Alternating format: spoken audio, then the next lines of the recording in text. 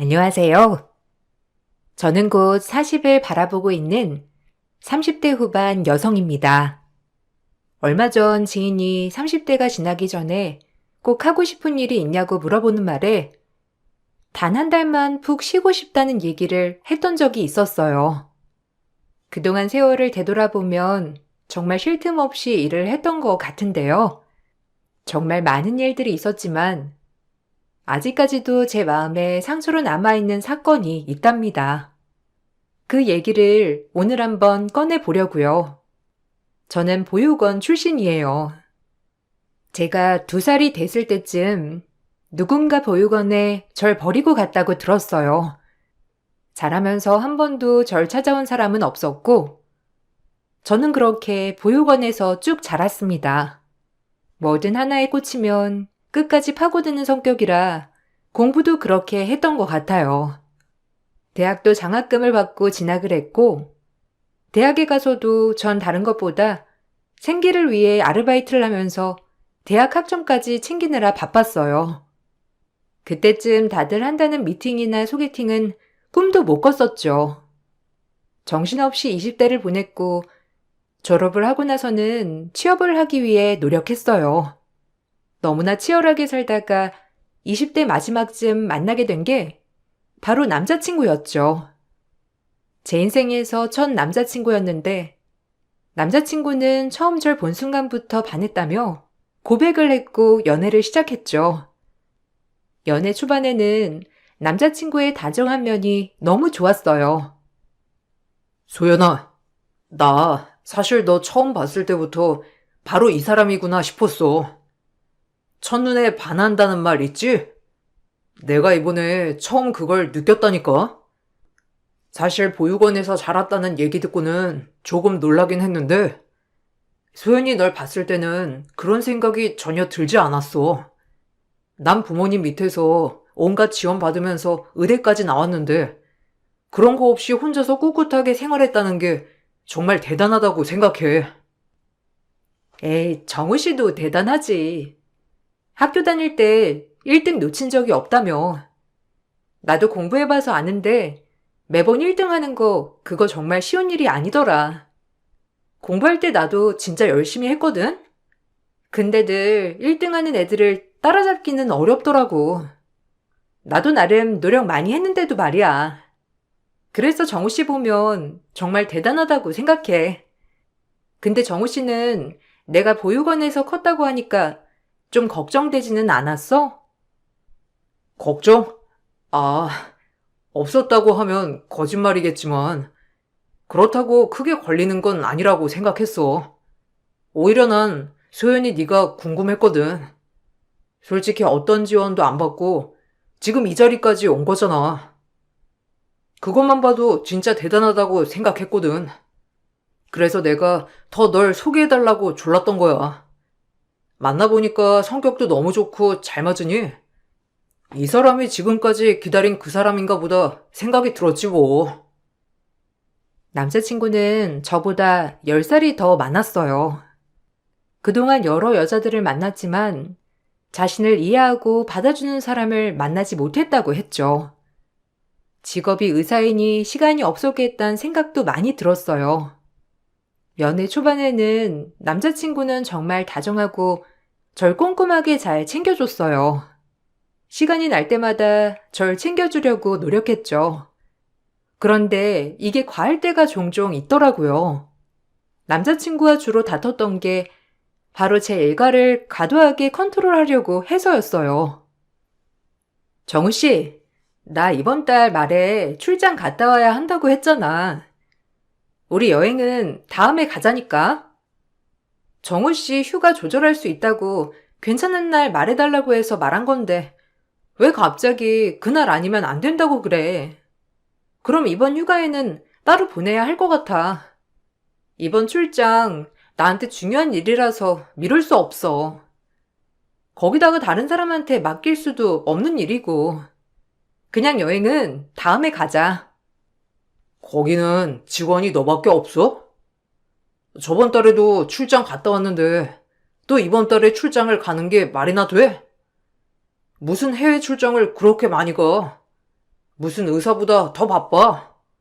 다른 직원한테 넘겨도 되는 거 아니야? 저번 달에 갔다 왔으면 이번 달에는 쉬고 싶다고 소연이 네 의견을 전달할 줄도 알아야지. 네가 다 괜찮다 괜찮다 하니까 회사에서도 너한테만 갔다 오라고 하는 거 아니냐고. 그런 게 어디 있어. 나 여기 자리까지 진짜 어렵게 올라왔어. 이번에 출장지도 내가 진행한 일들 때문에 잡힌 일정이고, 당연히 내가 책임자니까 내가 가야지.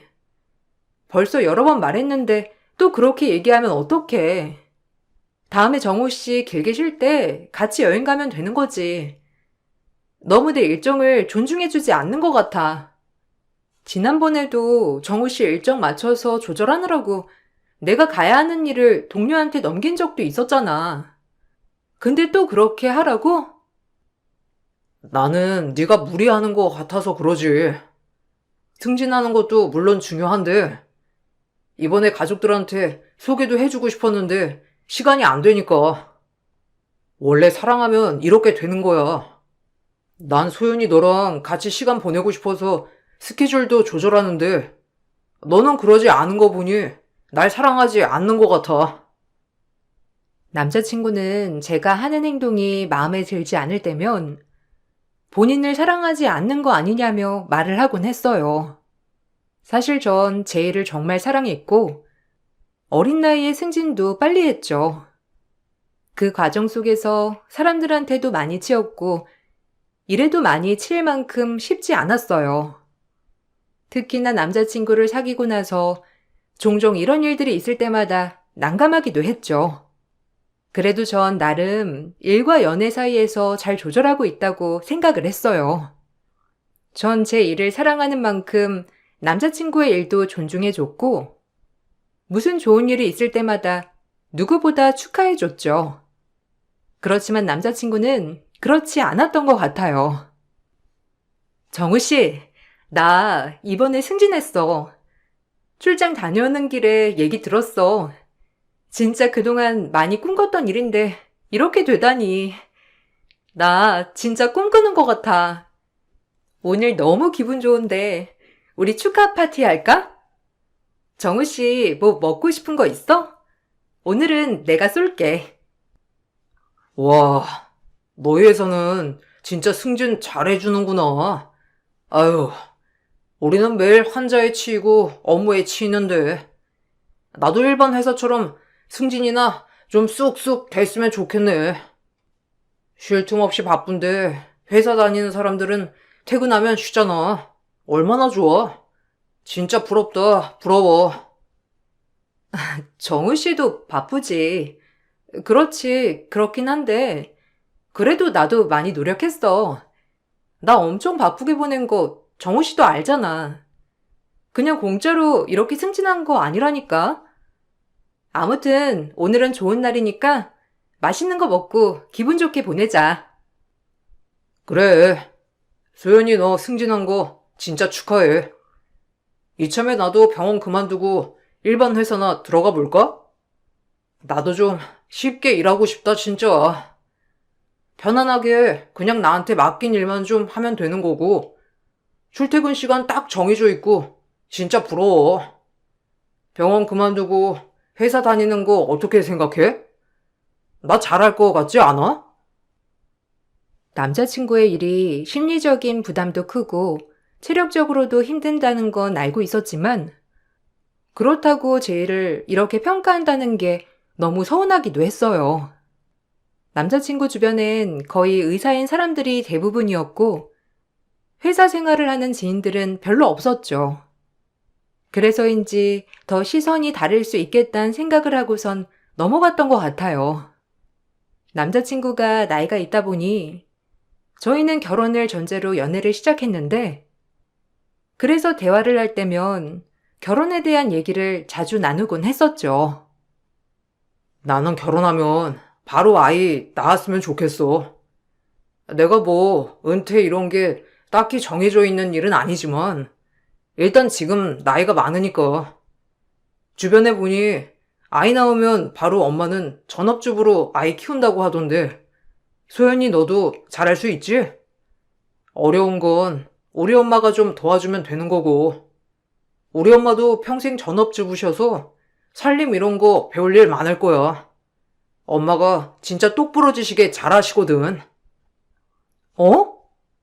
나 결혼하고서도 계속 일할 생각인데? 아이 낳고선 뭐 잠시 쉴 순 있겠지만, 그렇다고 계속 쭉 전업주부로 쉴 생각은 없는데? 정우 씨는 내가 일하지 않고 집에서 살림을 했으면 좋겠다고 생각해? 나는 지금 내 일이 좋고 앞으로 더 오래 하고 싶다고 생각하거든. 그래도 아이는 엄마가 키우는 게 좋지 않을까? 그냥 보통 집안들이 그렇잖아. 내가 돈을 적게 버는 것도 아니고 소연이 네가 아무리 승진이 잘 돼서 높은 자리에 있다고 해도 의사만큼 버는 건 아니잖아. 그럼 당연히 좀 덜 버는 사람이 아이를 키워야 맞는 거지. 그래도 전업주부 하면 애 키울 때만 힘들지. 조금 키우고 나면 수월하잖아. 난 그래서 우리 엄마 편했다고 생각하는데? 전업주부가 쉽다고? 아니, 애 없이 살림만 하는 것도 아니고, 애도 낳고 살림도 해야 하는 거면 어떻게 쉬울 수가 있어. 그리고 나 혼자 살면서 살림해봐서 아는데, 그거 하나도 쉽지 않아. 하루라도 소홀히 하면 바로 엉망되고, 그렇다고 매일 한다고 일한 게 티나는 것도 아니고, 쉬운 일 아닌데 너무 쉽게 말하는 거 아니야? 남자친구는 나이가 많아서인지 생각 자체가 저희 또래답지는 않았던 것 같아요. 아이는 무조건 엄마가 키워야 하고, 아이가 클 때는 일을 하지 않고 오로지 아이만 봐야 한다고 생각을 했죠. 남자친구와 얘기를 나눌수록 결혼에 대한 생각을 할 때면 답답한 마음이 들곤 했어요. 저는 일을 꾸준히 하고 싶어 했지만 남자친구는 당연히 제가 일을 그만둬야 한다고 생각을 하니 여기에서부터 맞지 않는다고 느껴졌어요. 그래서 전 결혼을 미루는 게 좋지 않겠냐는 말도 꺼냈죠. 정우 씨, 나는 내 일을 정말 사랑해. 이 일을 위해서 내 청춘을 바친 거나 마찬가지인데 결혼을 하고 아이를 낳았다고 해서 이걸 놓고 싶은 생각은 없어. 정우 씨가 정말 내가 아이를 낳고선 오로지 집안에만 집중하길 바란다면 지금 당장 결혼하는 건 무리라고 생각해. 지금은 더 일에 집중해야 하는 시기인데 지금 결혼하면 우리가 계속 다투지 않을까? 아, 난 그냥 그렇게 생각한다는 거지. 진짜 그러자고 한 건 아니었어. 소연이 네가 지금 하고 있는 거 좋아한다는 거 나도 잘 알고 있지. 우리가 완전 다른 분야도 아니고 그냥 내 바람을 얘기한 것뿐이지 진짜 그러자고 한 건 아닌데 오해한 것 같아.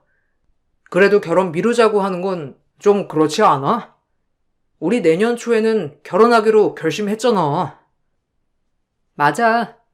처음에는 나도 정우 씨랑 결혼하면 행복하고 잘 살 수 있을 거라 생각을 했는데 얘기를 나눠볼수록 지금 당장 결혼이 필요한 걸까 싶기도 하더라고.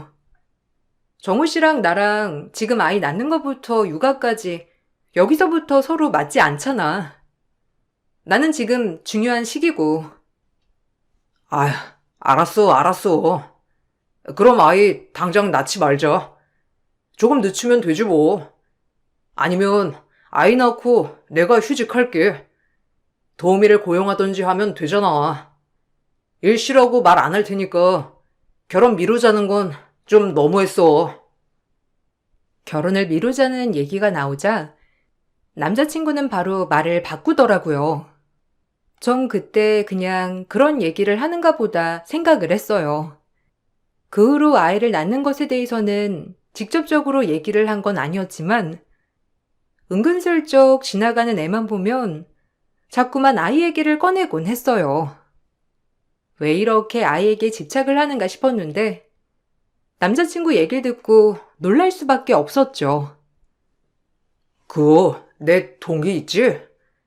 저번에 결혼했다고 했던 거기 와이프가 이번에 출산해가지고 일을 그만뒀거든. 10년 넘게 하던 일, 그냥 애 낳고 나니까 바로 그만뒀다고 하더라고. 그 어린애 남의 손에 맡길 수 없다고 했더나 뭐라나. 아무튼 병원에 이런 얘기들이 퍼지니까 그 동기 이미지가 완전 확 달라졌잖아. 가정적이라면서 와이프 생각해서 일도 그만두게 했다니 뭐라니 하면서 교수님들도 좀 더 좋게 보는 것 같고. 뭐? 고작 와이프 아이보라고 집에 앉힌 걸 가정적이라고 소문이 났다고? 그게 무슨 소리야? 교수님들이 더 좋게 본다는 건 무슨 말이고, 뭐 결혼하고 아이 낳고 가장 되니까 더 좋게 본다 이런 뜻이야? 아니 꼭 그렇다는 게 아니라 아무래도 시선이 좀 그렇잖아. 남자들은 가장으로서 책임을 다하는 거 보이면 그만큼 일을 잘할 것 같다 이렇게 생각하니까 교수님들은 그 동기가 가장이 되고 나서 좀 더 잘 되길 바랐는지 이번에 직책 하나 준다고 했더라고. 나야 혼자니까 내 홀몸만 챙기면 되니 아무래도 관심이 잘 안 가시긴 하겠지. 그게 무슨 소리야? 그 동기라는 사람 원래 일도 빠릿빠릿 잘하고 실력도 있다며. 그래서 그런 거 아니야? 결혼해서 그렇다고 하기에는 너무 이상하잖아. 뭔가 다른 게 있으니까 직책도 주고 하는 거겠지. 아니야. 걔랑 나랑 대학도 같이 나왔는데 공부 실력은 비슷비슷했다고. 다른 거라면 걔는 결혼했고 아이도 있지만 나는 그렇지 않다는 거? 뭐 조금 더 다른 게 있다면 거기 와이프 집안이 빵빵한 집안이라는 거 정도? 남자친구는 마치 본인의 상황이 풀리지 않는 게 단순히 환경 때문이라고 생각을 했는데 처음에는 저도 그런가 보다 생각을 했었죠.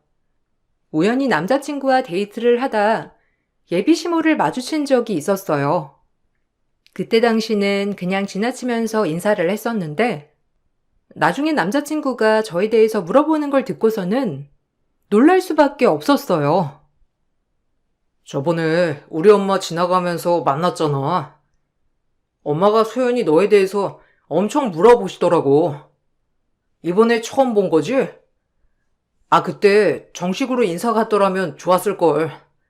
엄마가 좀 놀라셨어. 아, 내가 원래 엄청 화려하고 그런 사람들을 만나긴 했었거든. 우리 소연이는 좀 수수한 편이잖아? 그래서 이것저것 물어보셨는데 내가 잘 몰라서 대답을 못했거든. 아, 뭐 어떤 거 물어보셨는데? 그때 그냥 거의 인사만 하고 지나쳐서 날 제대로 못 보셨을 것 같은데. 안 그래도 이번에 상견례 전에 가볍게 다시 인사드리러 가야 하지 않을까 생각은 했었는데. 어머님께서 어떤 거 물어보셨어? 아, 그때 입은 옷 브랜드가 뭐냐고 물어보시던데? 엄마가 이쪽으로 관심이 많으시거든. 어디 사냐고도 물어보고, 뭐 이것저것 물어보시긴 했는데, 자세하게 답변은 못 드렸어. 나중에 같이 인사드리면서 하는 게 좋지 않을까 싶어가지고. 옷 브랜드? 혹시 어머님께 나 보육원 출신이라고 말씀드렸어? 그러고 보니까 정호 씨 결혼 얘기하기 전에 일단 내 배경에 대해서 어느 정도 미리 언지를 해두는 게 좋지 않아?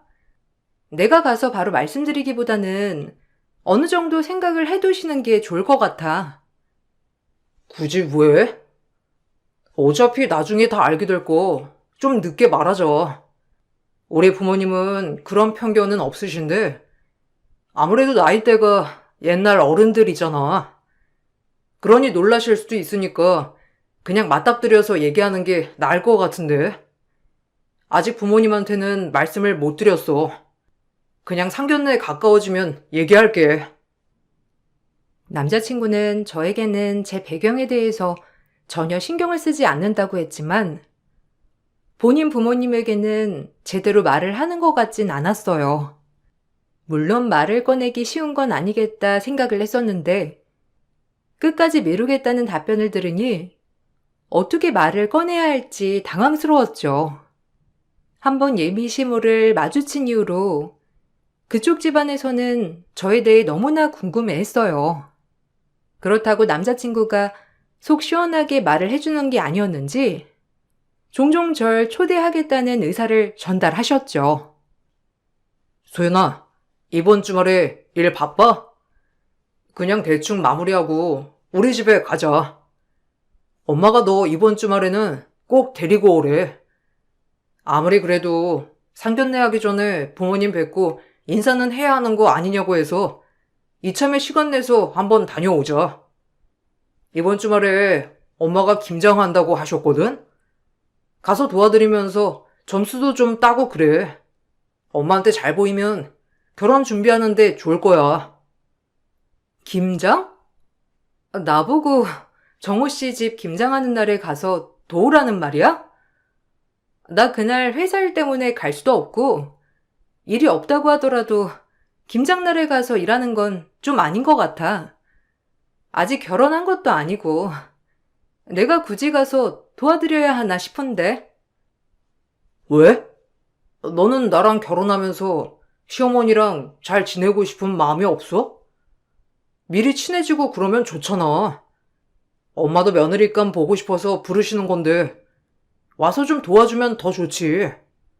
일 바빠도 이번에는 좀 빼서 가자. 엄마가 너 생각해서 수육도 한다고 하시고 김치도 준다고 하는데 한번 가면 얼마나 좋아. 남자친구는 상견례가 다가올수록 저에게 예비시댁과 교류를 시작하길 바랬어요. 그렇지만 저는 너무나 부담스러운 일이었죠.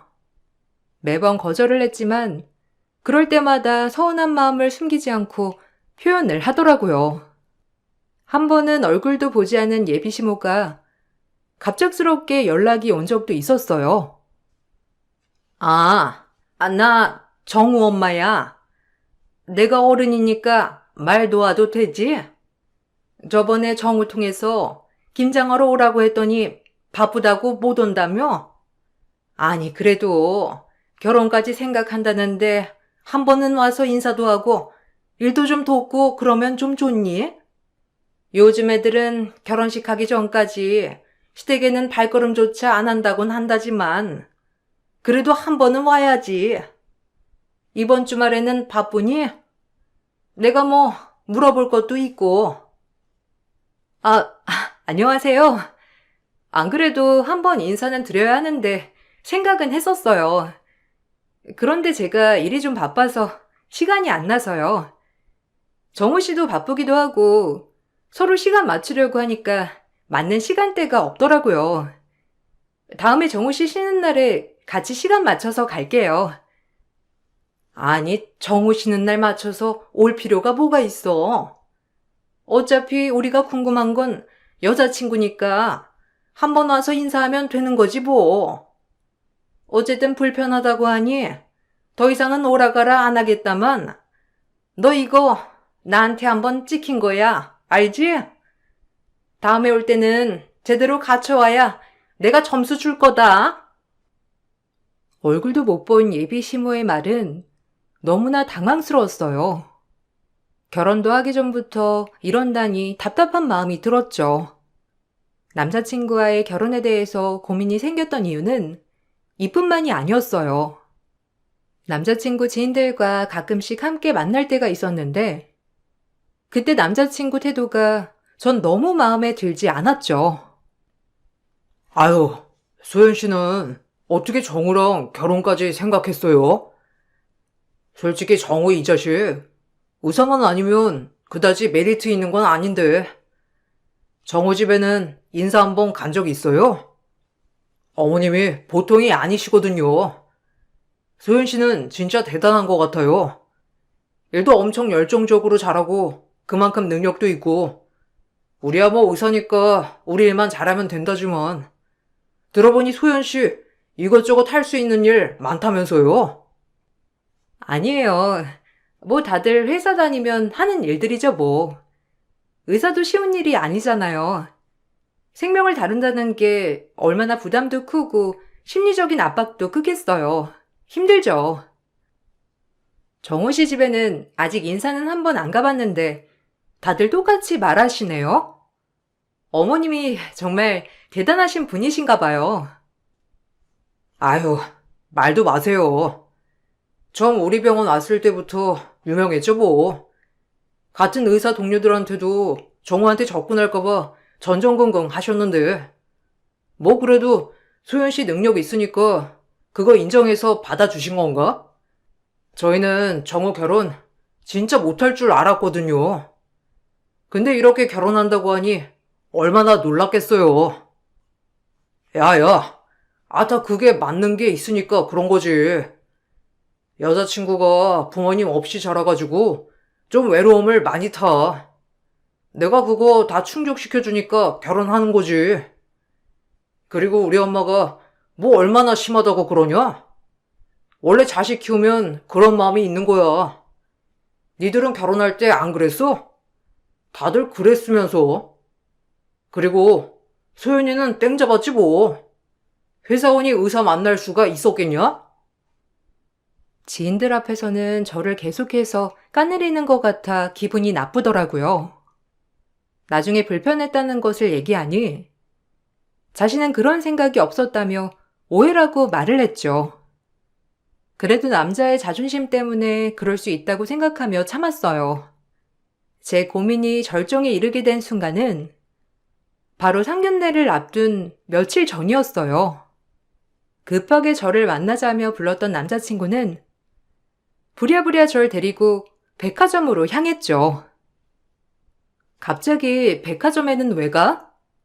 뭐 필요한 거 있어서 그래? 아, 어머님 아버님들을 선물 때문에 그렇구나. 안 그래도 내가 주변에 물어보니까 첫 만남 때는 너무 과하게 챙기면 더 부담스럽다고 하더라고. 그래서 약간 다가랑 꽃 이런 거 준비하려고 하는데 좀 부족할까? 다른 선물을 준비해서 가는 게 나을 것 같아? 그래서 지금 백화점에 가는 거야? 아니, 그게 아니라, 사실은 우리 집에 너 보육원 출신이라는 거 말 못했어. 미안해. 우리 집이 워낙 좀 가부장적이어서 편견이 좀 있어. 나는 절대 안 그러는데 엄마랑 아빠는 그런 게 좀 있어서 이왕이면 잘 챙겨 입는 게 좋지 않을까 싶어가지고. 그래도 우리 부모님한테 잘 보이려고 사는 거니까 이 정도는 부담 없지? 하나 사두면 오래 입을 수 있잖아. 지금 나보고 명품 옷이라도 사라는 거야? 아니, 그럴 필요 없어. 상견례 때 입고 갈 옷 나 다 사뒀는데? 그냥 편하게 입을 옷 아니고 상견례 때 비슷하게 입는 사람들 많아서 그거 보고 옷도 깔끔한 걸로 샀어. 근데 굳이 백화점에 가서 또 사야 돼? 내가 말했잖아. 엄마가 그런 거에 엄청 예민하시다고. 엄마는 내가 부잣집에 좀 괜찮은 집안 딸이랑 결혼하길 원하셨어. 지금까지 그걸 원하셨는데 잘 안 됐고. 근데 솔직히 소연이 너 입는 옷 비싼 거 없잖아. 저번에도 엄마가 단박에 알고서 물어본 거 같은데 일단 이번만 잘 챙겨서 입고 가자. 첫인상은 좋아야 하니까. 그리고 부모님 안 계시다는 얘기는 안 했는데 그냥 대역이라도 좀 쓰는 건 어때? 그냥 해외에 부모님 계시다고 하면 되잖아. 뭐? 내 배경을 속이라는 거야? 아니, 내가 왜 그래야 하는지 모르겠어. 옷이야 그냥 잘 보이기 위해서 그런다고 하더라도 없는 부모님을 있다고 속이는 건 거짓말을 하라는 거잖아. 내가 도대체 왜 그렇게까지 해야 하는데? 그냥 부모님 일 뿐이잖아. 소연이 너 능력 있고 짱짱하다는 거 나중에 다 아실 텐데 그거 알고 나서 사실은 보육원 출신이다 하면 그냥 거짓말 한 것도 용서해 주실 텐데 뭐가 걱정이야. 일단은 부모님이 기분 좋게 상견례 하도록 해야지. 남자친구의 어이없는 요구에 저는 절대로 상견례를 못한다고 못 박았어요. 남자친구는 끝까지 고민을 해보라며 말을 했죠. 대망의 상견례 날 저는 굳은 결심을 하고 홀로 참석을 하게 되었어요.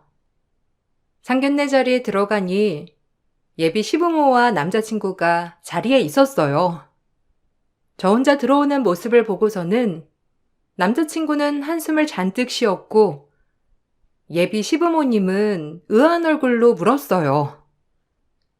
아니, 부모님은 같이 안 오셨니? 뭐 좀 늦으시는 거니? 아니면 오늘 참석을 못 하시는 거야? 우리도 어렵게 시간 내서 온 건데 아무리 그래도 시간이 늦으면 미리 얘기를 해줘야 예의 아니니? 그래도 그간 오라고 초대를 했는데 한 번도 안 오길래 얼마나 대단한 집안인가 해서 봤더니만 약속 시간에도 늦고 말이야. 뭐 부모님은 언제 오신다니? 부모님 안 계십니다. 저 보육원 출신이고 부모님이 어떤 분이신지 모르고 자랐어요. 정우 씨한테 부모님께 말씀드리라고 여러 번 얘기를 했는데 아직 말을 하지 못한 것 같네요. 부모님이 안 계시기에 저 혼자 참석했습니다. 뭐? 보육원? 아니, 어미 아비도 없는 애가 감히 우리 아들을 만나? 그래 놓고서는 그동안 내 초대도 감히 거절을 해? 너 뭐하는 애야? 천한년이 의사 될 꼬셔 양반 되려 하네. 나 이 결혼 절대 허락해 줄 수 없어. 어디서 꼬리 흔들어서 귀한 우리 아들을 꼬셨네? 거기다가 부모 없는 게 뭐 자랑이라고 이렇게 당당하게. 뭐 애라도 가졌니? 그런 것도 상관없으니까 결혼은 없던 얘기로 하자. 정우 너는 어디서 근본도 모르는 애를 만나고 있어? 아빠가 다른 애 소개해 줄 테니까 저런 싹수 없는 애랑은 상종도 하지 말아라. 아무리 그래도 의사가 된 자식이 저런 애 하나 걸러내지 못하고 버릇없는 거 보니 부모가 어떤 사람인지 어떤 비 받았는지 딱 보이네, 딱 보여. 보육원 출신이라는 소식을 듣고선 예비 시모는 거의 혼절 직전이었죠. 당당한 제 꼴이 마음에 들지 않았는지 바로 제 머리채를 잡고선 뒤흔드시더라고요. 예비 시부와 남자친구가 옆에서 겨우 말려 진정이 되자 전 준비해둔 명함을 시모에게 건네었어요. 양반은 댁 의사 아들이 되고 싶어 하죠? 아마 제 자리 보고 뭐라도 콩고물 떨어지지 않을까 싶어서 붙어있는가 본데 아쉽게 됐네요. 당신 아들이 왜 부모 없는 고아에 이렇게 목매는지나 찾아보시고 머리채를 잡으셔야지. 여우는 내가 아니라 당신 아들이야. 뭐? 이게 무슨 말버릇이야? 근본도 없이 자라니 이 모양 이 꼴이지. 정우 너는 이런 애가 뭐가 좋다고 결혼까지 하겠다고? 넌 내 앞에서 무릎 꿇어도 안 되니 얼른 꺼져. 우리 집안 망신을 얼마나 시키려고. 망신은 댁들이 시키는 거겠죠. 당신 아들이 얼마나 교활하고 맹랑한 사람인지 이제야 알았네요. 그동안 제 뒷조사하느라 엄청 고생 많았겠네. 근데 어쩌지? 내가 다 알아버렸는데. 여우 같은 당신 아들도 이제 끝이야. 예비시모는 제가 주는 명함을 보고선 기겁 발작을 했어요. 저는 예비 시부모가 살고 있는 건물주이기 때문이었죠. 사실 남자친구와 만나기 전에 제 친부를 찾았어요. 친부는 제 존재도 모르고 살고 있었는데 친모가 절 낳았다는 사실을 돌아가기 직전에 털어놓으면서 뒤늦게 아셨던 거였죠.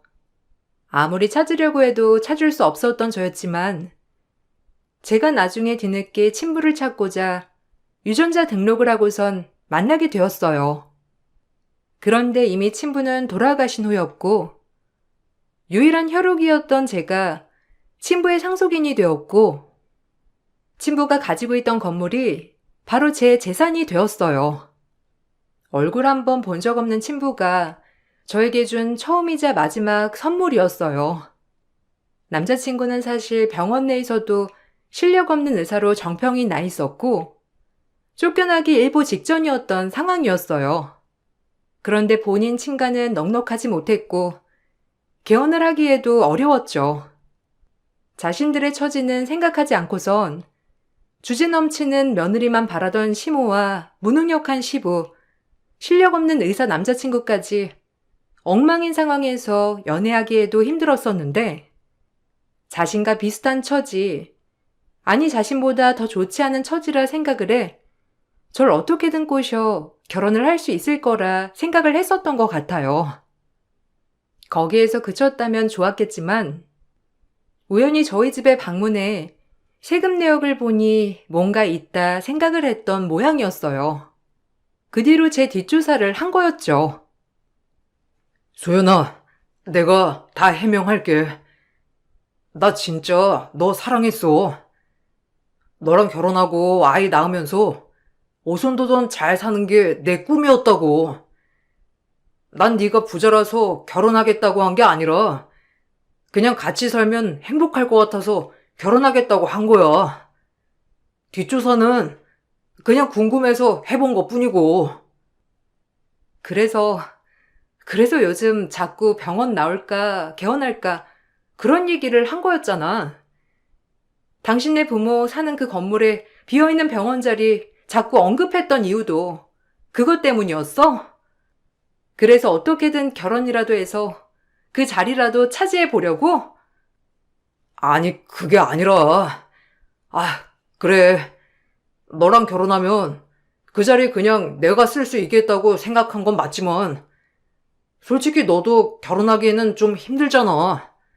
부모도 없이 고아로 자라서 누가 좋아하겠어. 엄마가 좀 너무한 건 있지만 어느 집안 다 똑같아. 부모 없이 자란 사람 곱게 받아주는 집안은 없다고. 그래. 그래서 헤어지는 거야. 난 날 곱게 받아주는 집안에 시집 가고 싶거든. 나 당신 꼬셔서 양반될 생각 추호도 한 적 없어. 알다시피 당신보다 내가 더 능력이 좋거든. 난 그래도 얼굴도 모르는 부모가 재산이라도 남겨줬는데 당신은? 당신은 원망하려면 내가 아니라 당신 부모를 원망해. 전 그렇게 남자친구와 헤어지게 되었어요. 그 뒤로도 예비시모는 계속해서 미안하다며 연락이 왔지만 더 이상 연락을 받진 않았죠. 나중에 남자친구를 소개해준 지인에게 들어보니 그 집안이 거의 남자친구 출세를 위해 올인을 했다더라고요. 의대를 보내기 위해 재산을 탈탈 털어서 공부시키고 그런 만큼 집착이 더 심해진 것 같다고 들었죠. 잘난 의사 아들을 뒀으니 당연히 잘난 며느리를 맞이할 수 있을 거라 생각을 했지만 40대가 되어서도 그 집안에 시집을 오는 여자는 없었다고 하더라고요. 아마 예비 시모의 모습을 보면서 이건 아니다 싶었을 거예요. 거기다가 남자친구 능력도 형편이 없었으니 더 그랬겠죠. 전 그래도 남자친구를 진심으로 사랑했기 때문에 결혼을 하겠다 생각했지만 결국에는 온전히 저를 사랑한 게 아니라는 걸 알게 되었고 그렇게 전 마음을 접었어요. 처음에는 분하기도 하고 억울하기도 했지만 차라리 잘 됐다는 생각이 들더라고요. 지금은 다시 일상을 되찾았고 전세 만기가 된 전 예비 시부모는 바로 집을 빼 나갔죠. 아픔을 잊기 위해 일에 열중한 결과는 승진이었어요. 10년 넘게 일을 하다 보니 휴식 시간이 좀 필요한 것 같아 몇 주 쉴 계획이랍니다. 쉬는 시간 동안 좀 더 나를 돌보려고요. 가족이라는 게 뭔지 많은 생각이 드네요. 여러분들에게는 가족이 어떤 건가요? 한 번도 느껴보지 못했던 가족이라는 걸 저도 언젠가는 느낄 수 있겠죠? 모든 분들이 어제보다 오늘이, 오늘보다 내일이 더 행복하시길 기원할게요. 안녕하세요. 항상 재미나고 감동적인 사연을 들으면서 세상에 참 많은 일이 있구나 싶으면서 항상 위로를 받고 있는 애청자예요. 그런 제가 저의 이야기를 한번 해볼까 합니다. 남편과 연애 결혼 후 평범한 날들을 지내고 있었어요. 엄청 다정하진 않지만 그래도 성실하다고 생각한 남편과 저에게 늘 좋은 말씀을 많이 해주시는 시부모님까지 다복한 가정을 꾸리고 살았죠. 남들은 시부모님과 어떻게 같이 사냐고 했지만 남편과 결혼하고 제 부모님이다라고 생각하니 못 모실 게 없더라고요. 가정적인 시아버지와 애교 많은 시어머니는 인고 부부였습니다. 하지만 항상 행복할 줄 알았던 이 평화는 아버님이 갑작스럽게 교통사고로 세상을 떠나시고 깨지고 말았어요. 워낙에 사이가 좋았던 시부모님이시기에 이 얘기를 듣는 순간 시어머니 걱정만 되더라고요. 아버님, 어쩜 좋아요? 어머님, 그래도 밥 몇 숟갈이라도 떠보세요. 이럴 때일수록 기운 차리셔야죠. 그래, 엄마. 밥 한 술 떠요. 네? 아빠 장례 치르고부터 지금까지 한 끼도 안 먹었잖아. 사람 그러다 쓰러지지. 얼른. 어머님, 말씀 좀 해보세요. 일단 식사라도 좀 챙기시고 기운을 내셔야죠. 어머니가 이러고 계시니까 마음이 안 좋아요. 시어머님은 아버님이 돌아가신 이후로 식음을 전폐하시다시피 하였고, 더 안타까운 건 그 이후로 말문을 닫았습니다. 애초에 의욕도 웃음도 잃어버리신 거죠. 워낙에 건강했던 아버님이셨기에 어머님의 충격은 그 어떤 누구보다 크셨던 거예요.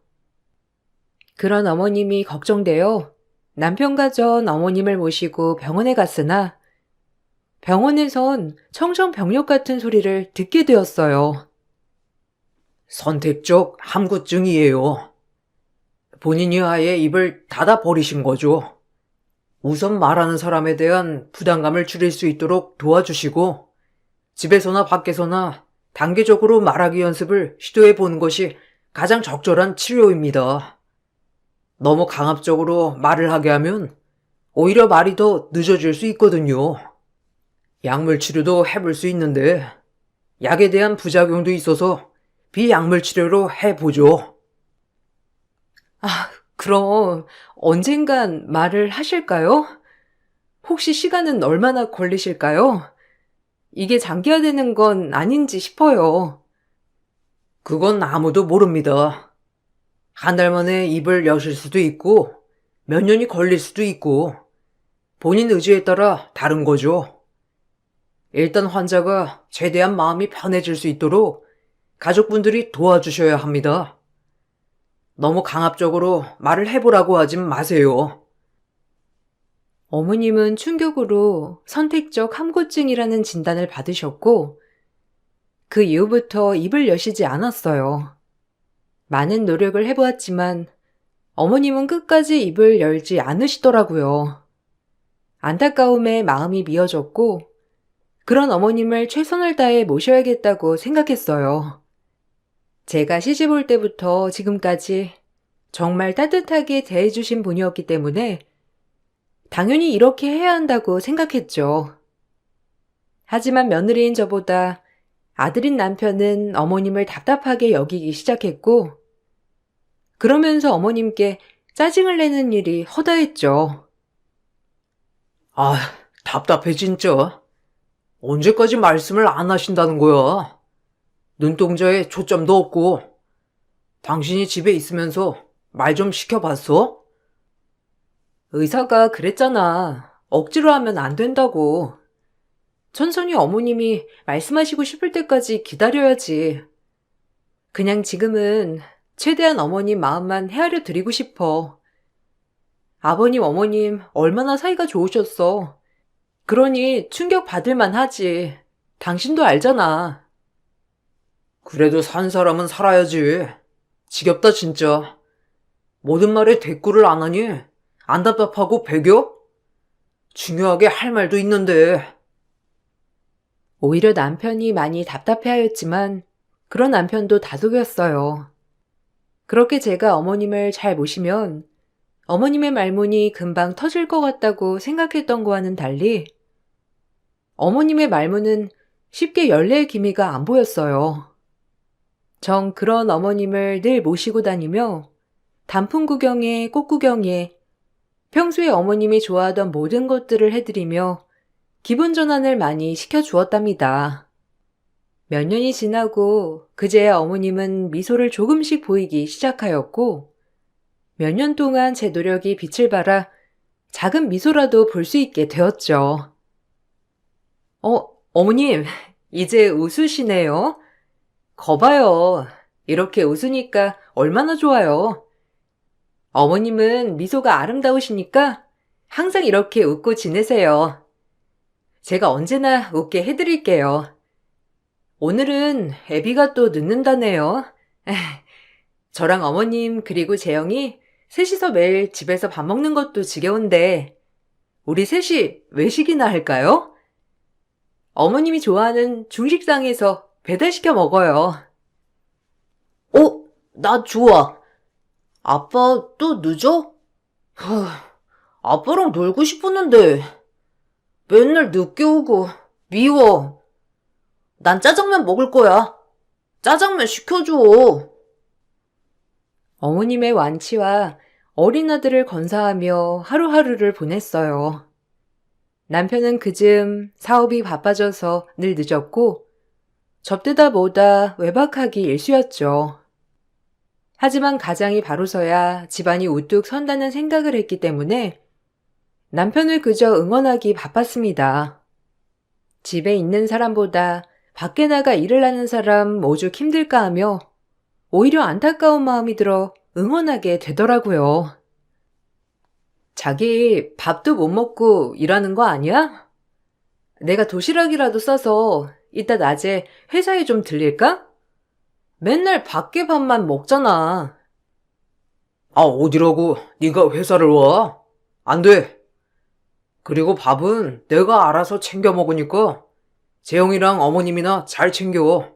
네 할 일이잖아. 당연하지. 그래도 말 좀 따뜻하게 해주라. 내 할 일이라니. 너무나 부엌대기 취급하는 거 아니야? 너무해. 맞잖아. 피곤하게 그런 걸로 따지지 좀 마라. 혹시 너 여윳돈 좀 있어? 뭐 장모님이 미리 주신 돈이나 그런 거. 내가 돈이 어딨어. 당신도 알잖아. 나 결혼하고 어머님 모시느라 일도 못했고 당신이 벌어다주는 돈으로만 생활한 거. 아유, 다른 여자들은 부업이다 뭐다 쌈짓돈도 잘만 만드는구먼. 하여간 능력 없는 걸 길게 풀어 말하느라 애쓴다.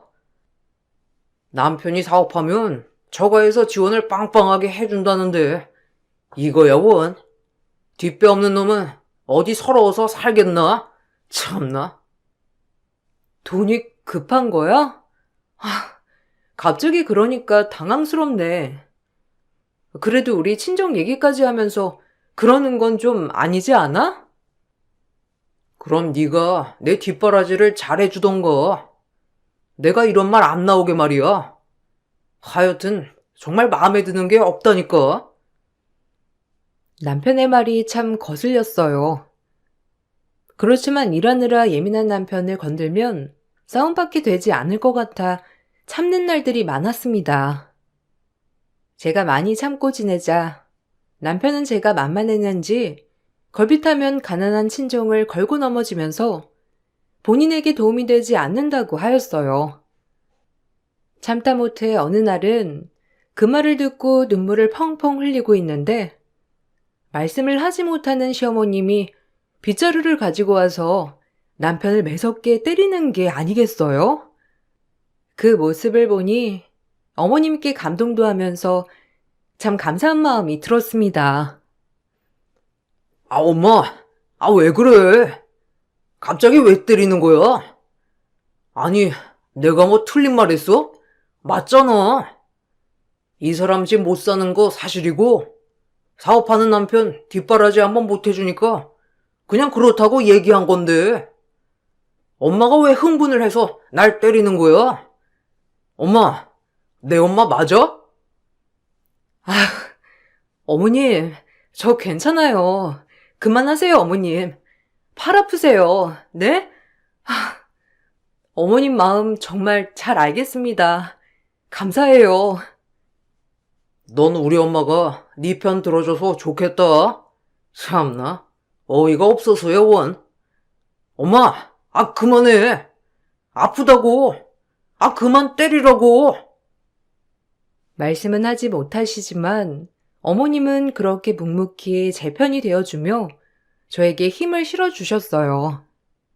그로 인해 어머님과 더 끈끈하고 마음을 나누며 같이 지낼 수 있었죠.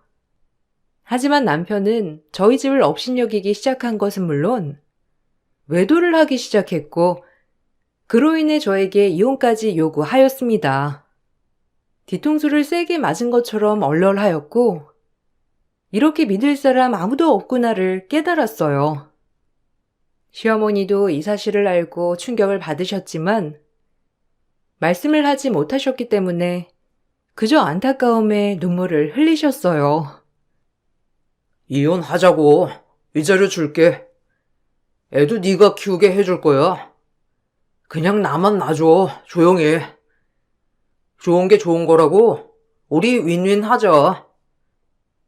나 그 사람 만나서 진짜 행복하고 내 사업에 진짜 도움되는 여자야. 그냥 한 사람 인생 살린다고 생각하고 이혼해줘. 진짜 뻔뻔하다. 당신이 나한테 해준 게 뭐가 있다고 그렇게 이혼을 당당하게 요구해? 진짜 기가 막힌다. 내가 이 집에 시집와서 어머님, 아버님 어떻게 모셨고 당신 뒷바라지도 얼마나 있는데 어떻게 이혼을 요구해? 당신이 사람이야? 그러니까 위자료 준대잖아. 그냥 이혼만 해달라고. 애도 네가 키우라니까. 설마 이렇게까지 하는데 나랑 같이 살고 싶은 건 아니지? 너 하나만 나가주면 다 행복해질 수 있어. 그러니까 제발 조용히 끝내자. 애한테 상처 주고 싶지 않으니까. 남편은 끝까지 잘못했다는 말은 하지 않았고 이혼을 요구했어요. 전 버틸 때까지 버텼지만 더 이상 버틸 힘이 없더라고요. 시어머님은 말씀은 하지 못하지만 남편이 괘씸한지 남편의 바짓가랑이를 붙잡으며 저에게 사과하라는 뉘앙스의 손짓을 하였지만 남편은 들은 척도 하지 않더라고요. 아무것도 귀에 들리지도 행동도 눈에 들어오지 않는 남편이었어요. 그런 모습까지 보니 그냥 정말 모든 게 부질없고 이 사람을 놔주고 싶은 마음이 들었고 그래서 깔끔하게 남편에게 이혼을 해주겠다고 했어요. 그렇게 이혼을 하고 위자료를 챙겨받아 아이와 둘이 나오게 되었습니다. 어머님이 걱정되어 몇 날 며칠 울기도 했지만 마음을 독하게 먹어야 했어요. 이제는 저와 아들 단둘이 살아나가야 할 이 험난한 세상이 마주하고 있다고 생각했거든요. 어머니, 죄송해요.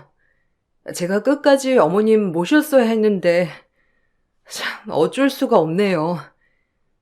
전 이제 버틸 힘이 없어요. 그래도 어머님 아들이니 아마 어머님은 잘 모실 거예요. 죄송합니다. 잘 사는 모습 보여드렸어야 했는데 가끔 종종 문자할게요. 재영이 보셔야죠. 다른 건 다 괜찮은데 어머님이 너무 마음에 걸려서 어쩔 도리가 없네요. 죄송해요, 정말. 어머님 앞에서 저렇게 말하고 눈물을 흘릴 때 어머님은 말씀은 하지 않았지만 절 꼭 안아주었어요. 모든 걸 다 안다는 듯이 절 토닥여 주었죠. 그렇게 저와 아들은 새 출발을 하였고 남편이 준 위자료로 동네 작은 떡집을 개업하여 아들과 조그맣게 먹고 살 수 있었습니다. 바보 같고 미련하지만 남편의 상간녀에게는 상간녀 소송을 걸지 않았어요. 그 이유는 어머님이 계시기 때문에 어머님을 잘 모셔달라는 마음에서 말이죠. 남편은 걱정 말라며 소송을 걸지 않아줘서 고맙다고 했고요. 죄를 물어도 시원찮지만 그래도 어머님 생각해서 이렇게 끝내는 거야. 그러니까 어머님 진짜 잘 모셔. 알겠지? 아, 그래. 알겠다니까. 너만 깔끔히 내 곁에서 떠나주면 진짜 엄마는 내가 알아서 잘 모실 거야. 그러니까 너나 잘 살아. 아, 당신 진짜 모질다. 그래, 알겠어. 어머님 때문이라도 당신도 잘 살아. 그리고 어머님 정말 잘 모셔. 꼭이야. 그렇게 1년쯤 지났을까? 정신없이 일하며 살다 보니 다른 것에 여유를 둘 게 없더라고요. 그저 일하고 애 건사하며 살았거든요. 그래도 다행인 건 아이와 저 이렇게 먹고 살 수 있을 만큼의 벌이가 되어 다행이라고 생각했던 시기였습니다. 그러던 중 애와도 면접을 하지 않는 남편이 1년 만에 전화가 와 저에게 어이없는 소리를 하는 거예요. 그 소리를 듣고 욕이 나왔고 인간이라면 절대 그럴 수 없었어요. 남편의 말을 들으니 인간이길 포기한 사람 같은 생각이 들었고 그 소리를 듣고 화가 났어요. 니네 집 앞에 어머님 데려다 놨으니까 네가 모셔. 사람 잡는 노인네. 죽든 말든 난 몰라. 이제 네가 알아서 해. 너 나랑 이혼하기 전에 우리 엄마랑 각별했잖아. 그러니까 네 엄마다 생각하고 모시란 말이야. 난 더 이상 못 데리고 있겠으니까. 뭐? 너 지금 그걸 말이라고 하니? 어머님을 그럼 내쫓았다는 거야? 이 인간 쓰레기인 건 알았지만 이거 상종 못할 놈이네. 따지고 보면 재영이도 우리 엄마 손자니까 영 남은 아니잖아? 그러니까 재영이 할머니라고 생각하고 네가 데리고 살아. 죽든지 말든지 난 이제 신경 안 쓸 테니까. 우리 엄마가 너한테 한 거에 비하면 이건 아무것도 아니잖아? 끊는다. 야, 전화를 이렇게 끊으려고 하는 게 어딨어. 당신이 인간이야? 어머님이 당신한테 어떻게 했는데 어쩜 이래? 이혼 전 모시던 말 못하는 시모를 내 집 앞에 뒀다는 정신나간 전 남편의 말에 전 일을 하다 말고 헐레벌떡 집 앞으로 가보았고 그곳엔 보따리와 함께 어머님이 쭈그려 앉아 계셨습니다. 제가 집을 나올 때보다도 더 야이신 모습을 보니 눈물이 나왔고 전 어머님을 보자마자 꽉 끌어안아드리며 얼른 어머님을 집 안으로 모셨어요. 말하지 않아도 모든 걸 알 것 같았는데 그 집에서 남편과 상간녀에게 얼마나 눈치를 받으셨는지 말이에요. 어떻게든 내가 챙겼어야 했는데 그러지 못해 죄송스러웠어요. 어머님, 죄송해요. 제가 진작에 모셨어야 했는데 먹고 사는 게 뭔지 참 이렇게 시간이 흘렀네요. 괜찮으신 거예요? 아니 어떻게 전에 봤을 때보다도 더 마르셨어요. 참 어쩜 좋아 정말. 나쁜 인간들 같으니라고. 어머님, 이제 여기 계세요. 어머님 잘 모시라고 상간녀한테 상간녀 소송도 안 걸었는데 어쩜 인간의 탈을 쓰고 이런데요? 기가 막혀서. 이제 어디 가지 마세요. 어머님이 가시려고 해도 제가 못 보내요. 진작 연락을 하시지. 문자 하실 수 있잖아요. 이게 뭐예요? 제가 어머님을 안고 오열을 하자 어머님도 눈물을 흘리며 제 등을 토닥토닥 어루만져 주셨어요. 그리고 놀라운 일이 일어났습니다. 아버님이 돌아가신 뒤 말문이 닫힌 어머님께서 저를 꼭 안아주시며 말씀을 하시는 거예요. 정말 놀라웠어요. 오랜만에 듣는 어머님의 음성에 놀란 것도 잠시 눈물이 먼저 터져 나왔고 얼마나 듣고 싶었던 음성인지 참 그리웠어요. 어미야, 괜찮아. 그만 울어라. 나 이렇게 멀쩡한데 왜 이렇게 울어? 내가 미안하지, 너한테는. 여기가 어디라고. 에휴. 어머, 어머님, 말문 트이신 거예요? 아, 언제부터요? 재영 아빠도 알아요? 아니, 원래 터져 있었는데 이렇게 된 거예요? 아니, 그놈은 몰라. 내 그놈 다신 상종 안 한다. 그동안 아주 많은 일이 있었어. 정말 내 아들이지만 아휴, 가만둘 수 없어. 내가 이 잡것들을 요절을 낼 거야. 너한테 했던 짓까지 다 보상해 줄 거니 어미 너는 나만 믿어라. 어머님, 당장 병원부터 가요. 아, 웬일이야 정말. 그 무엇보다도 지금 엄청난 일이 일어난 거잖아요. 어머님이 말씀을 하시다니. 아니야. 병원은 나중에 가마. 지금 그것보다 할 일이 있어. 네가 도와줘야 한다. 나도 마음을 독하게 먹었거든. 그것들 가만 안 둬. 어머님이 말씀하신 건 놀라웠습니다. 상간녀를 집에 데려와 살기 시작했는데 어머님이 말을 못한다는 이유로 상간녀가 어머님에게 밥도 주지 않고 늘 심한 욕을 하며 무료까지 썼다고 했어요. 하지만 이걸 보고도 전 남편은 웃으며 바보라서 어쩔 수 없다며 어머님 앞에서 대놓고 조롱하는 일도 허다했다고 했죠. 어머님이 마음먹고 집을 나오려고 했으나 그땐 말문이 터지지 않아 혼자선 아무것도 할 수 없었다고 했습니다. 그럴 때마다 제가 간절히 생각나 연락을 하고 싶어도 차마 본인 아들이 저한테 한 짓 때문에 미안해서 연락을 할 수 없었다고 했죠. 지속된 무력과 괴롭힘에 어머님은 상간녀에게 이성을 잃고 덤볐다고 했어요. 아이, 진짜? 엄마 미쳤어? 아니, 말 못하는 엄마 이렇게 데리고 살아주는 것만으로도 고맙게 생각해야지. 어디서 손을 대? 아, 미쳐 내가 진짜. 바보 천치인 줄 알았는데 아주 힘은 장사네 진짜. 오빠, 나 이 아줌마랑 다시 못 살아. 자기가 누구 덕에 지금 밥을 얻어먹는데? 감히 나한테 손을 대? 말도 못하는 벙어리 주제에. 기가 막혀. 당장 내쫓아, 당장. 엄마가 자초한 일이야. 노인네가 힘만 세가지고 말도 못하는데 지금 몇 년째 죽지도 않고 이렇게 고생시키지 아주. 내가 그나마 엄마라고 데리고 있어준 건데 엄마가 자초한 일 이제 난 책임 안 져. 당장 짐 챙겨. 이제 이 집에 발 못 붙일 테니까.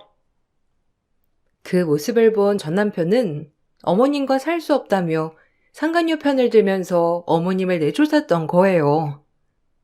정말 부모한테 어떻게 이럴 수 있는지 어머님한테 듣고도 믿기지가 않았어요. 어머님은 신기하게도 상간녀에게 덤비면서 갑자기 말문이 터졌다고 했고, 말문이 터졌다는 것은 저 외에는 아무도 모른다고 하더라고요. 그러면서 그것들을 가만두지 않을 거라며 벼르고 벼렀습니다. 8년 만에 말문이 트인 시어머니 덕에 전 순간 일생일대의 반전이 터졌어요. 그리고 전 남편을 향해 복수가 시작되었죠. 정말 괜찮으시겠어요? 그래도 어머님 하나뿐인 자식인데 전 괜찮지만 어머님 잘 생각해 보셔요. 전 어머님 편이지만요. 걘 이제 내 아들이 아니야. 그리고 그 나쁜 것한테 빠져서는 똑같은 인간이 되어가고 있는 놈이지. 지가 누구 덕에 이렇게 호사하며 살고 있는데 그걸 모른다면 인간이 아니지. 옛다. 여기 딱 문서야. 애비는 당연히 지 앞으로 되어 있는 줄 알아. 지금 회사 자금 사정이 매우 안 좋은가 보더라. 마침 이 땅값이 지금 엄청 치솟았거든. 이걸 팔려고 하는데 아마 모를 거야. 아버님이 돌아가시기 전에 무슨 바람이 불었는지 온전히 이 땅을 내 이름으로 해주었고, 귀퉁이에 있는 조그만 노는 재영애비 이름으로 해놓았지. 그땐 내 이름으로 해놓지 말라고 했었는데 네 시아버지가 뭔가 성견지명이 있으셨던 거야. 그러게요. 어떻게 그 땅을 그렇게 배분해놓고 하필 재용 아빠 이름으로 되어 있는 게 하나도 오르지 않고 정말 그대로 있는 것도 웃기네요. 아니 그리고 평수 자체도 작고요. 아버님이 정말 성견지명이 있으셨던 걸까요? 살아생전 그렇게 금실이 좋으시더니 아버님이 떠나시고 어머님 편하게 지내시라고 이렇게 해놓으셨나 봐요. 눈물이 나네요 정말. 그러게나 말이다. 네 시아버님이 혹시라도 자식 눈치 보고 살까봐 이렇게 해놓은 거야. 미운 양반. 왜 먼저 가서는. 시어머니의 계획은 남편이 땅을 팔려고 할 때 명의자를 보고 분명 어머님을 다시 찾아올 거라고 했고, 어머님은 그런 남편에게 1원 한 푼 줄 수 없다고 한다고 했어요. 그리고 그 모든 것을 제 아들에게 양도를 해준다고 하였습니다. 손자니까요. 그리고 실질적으론 저에게 관리를 하라고 하였고, 이것이 돈에 눈이 멀고 본인밖에 모르는 아들에게 하는 최고의 복수라고 하더라고요. 시어머니의 말이 끝나기가 무섭게 남편은 며칠 뒤 저희 집에 찾아왔습니다. 아주 불쌍한 표정을 하고 말이죠. 엄마, 미안해요. 그땐 내가 심했죠? 나도 모르게. 엄마가 원하면 그 여자랑 헤어질게. 나도 엄마한테 함부로 하는 여자랑 못 살아. 당신한테도 미안해. 집안에 작은 에피소드가 하나 있었거든. 엄마, 얼른 이제 우리 집으로 가요. 일 없다. 내가 왜 널 따라가니? 너 고려장 당하다고? 천하의 몹쓸 놈 같으니라고. 넌 이제 내 아들 아니야. 없는 셈 치마. 아니, 엄마, 말문이 트인 거야? 아니, 그럼 진작 전화를 하지. 엄마 안 그래도 엄마한테 상의할 게 있었거든. 왜? 땅 팔아달라고? 그래서 네 사업자금에 보태달라고 그 말하러 여기까지 온 거 아니니? 아휴, 누가 모를까봐? 아니요, 엄마. 그걸 어떻게... 그래 뭐. 아신다니까 아들 한 번만 도와줘요. 지금 안 도와주면 아들 망해. 투자자들이 난리야. 꼭 이거 돌려 막아야 해. 그 아버지 땅 있죠? 엄마 이름으로 되어 있더라. 얼른 팔아서 아들 목숨 좀 살려줘요, 제발. 어쩌니? 그 땅 이미 진작 재영이 이름으로 해놨다. 이제 어미 권한이지 내 권한 아니야. 그리고 넌 내 아들 아니니까 다신 찾아오지 마. 돈 때문에 왔겠지. 괘씸한 놈 같으니라고. 죽든 말든 상관 안 한다고 할 땐 언제고 이제 와서 참나. 왜 그걸 재영이 이름으로 해줘요? 어이없어. 엄마 아들이 나지 재영이에요? 당신 빨리 그거 팔아서 현금화 시켜. 나 지금 급하다고. 안 그러면 나 큰일 나. 투자자들이 사기죄로 고소한다고 했다고. 빨리 당장 팔아줘.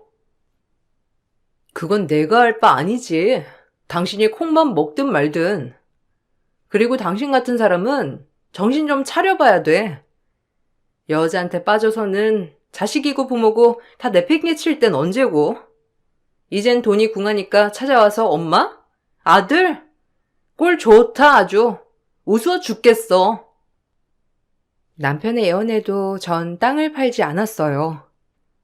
남편은 하루가 멀다 하고 저와 어머님을 설득했지만 설득에 쉽게 당하지 않는 저희였습니다. 엎친 데 덮친 격으로 남편의 상간녀 또한 눈치를 챘는지 남편에게 이별을 통보했다고 하는데 얕은 사랑이었고 우스운 사랑이더라고요. 그리고 어떻게 저렇게 못된 인간들끼리 만나게 되었는지 참 그것조차도 전 기가 막히더라고요. 우리 그만 헤어져. 돈 꽤나 있는 사람인 줄 알았는데 이게 뭐야? 당신 엄마도 그 땅 다 손자 이름으로 해놨다며. 당신 친권 양육권 포기한 마당에 그 땅을 돌려받을 수나 있겠어? 난 사랑 없이는 살아도 돈 없으면 못 살아. 알잖아, 내 씀씀이. 너 진짜 너무하다. 난 처자식 다 버리고 널 선택했는데 이제 와서 네가 날 버리겠다는 거야? 그렇게는 안 되지. 내가 너 때문에 우리 엄마까지 내쫓았는데 사실 그 일만 아니었어도 우리가 지금 그 땅 팔 수 있었다고. 알아? 그날 네가 좀만 참았어도 그 땅이 우리 땅 되는 건데 너 때문에 내가 엄마 내쫓고 이 모양 이 꼴 난 거 아니야?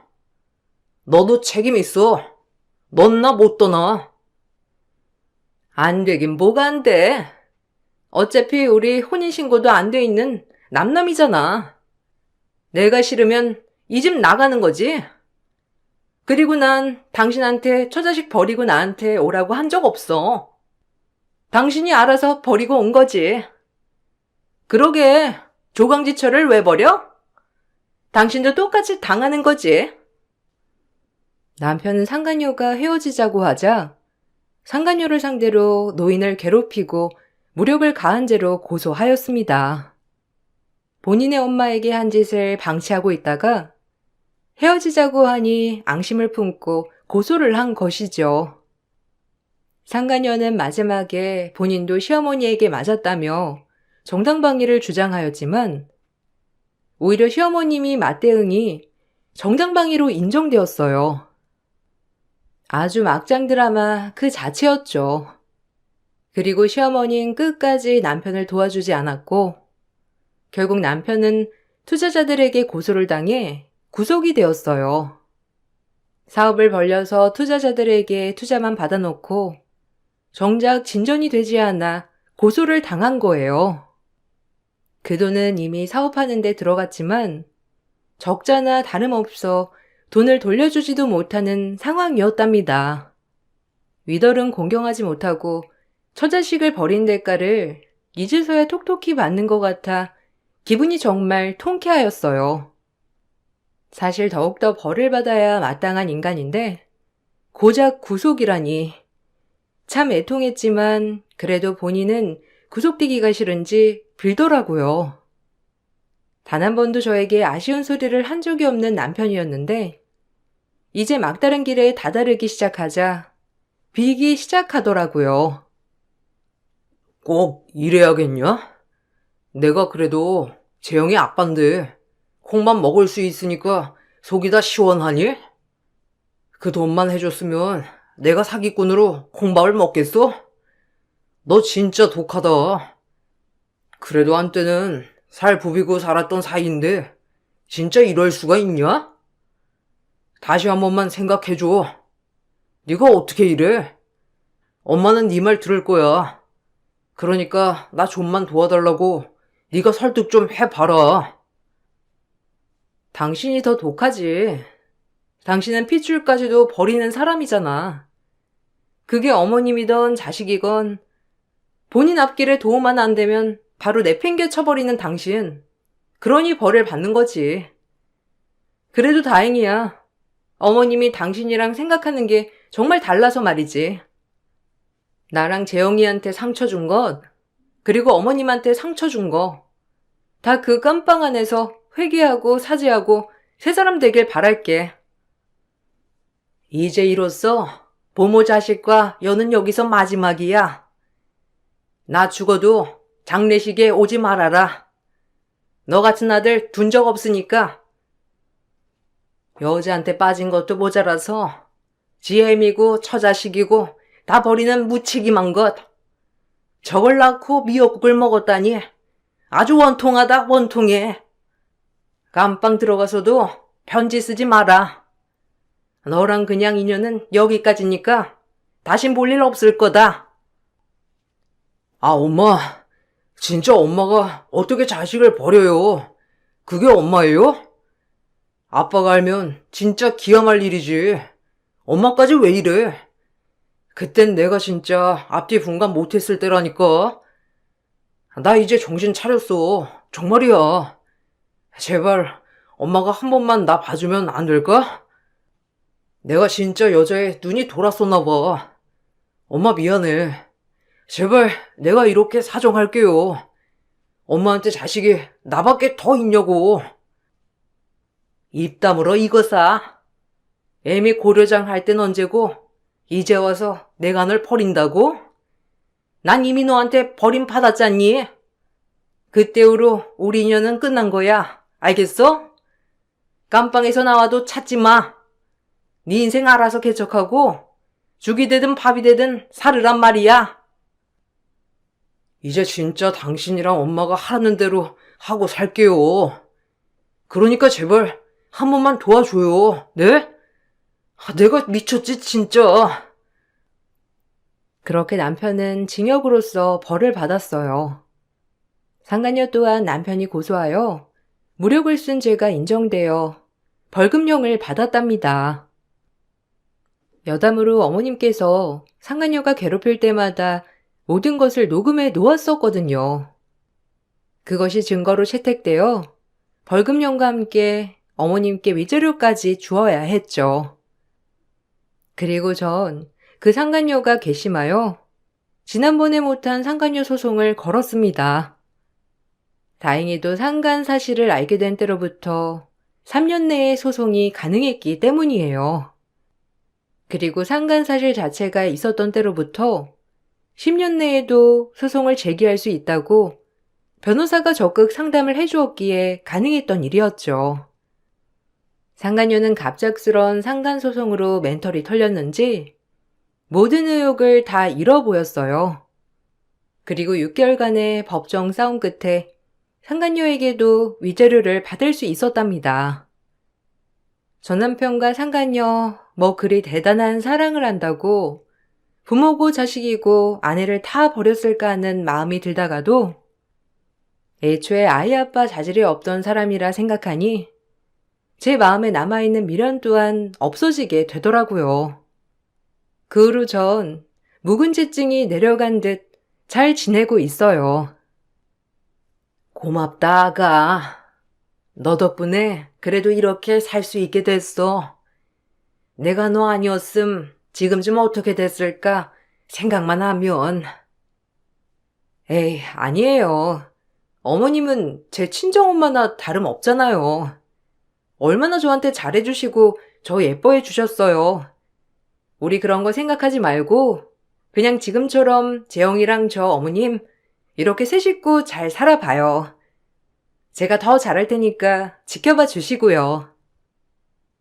여기서 더 잘하면 어떡해. 지금도 이렇게 충분한데. 정말 고맙다, 아가야. 남편 죽고 너라도 의지할 수 있어서 얼마나 기쁜지 몰라. 우리 앞으로도 잘 살아보자. 힘든 일 있으면 친정엄마다 생각하고 기대고 의지해. 알겠지? 고맙다. 오히려 어머님이 제 옆에 와주셔서 얼마나 기쁜지 몰라요. 제 옆에 오래오래 살아 계셔 주세요. 제가 정말 잘할게요. 시어머니와 전 특별한 고부 사이로 지냈답니다. 친정엄마와 딸처럼 말이에요.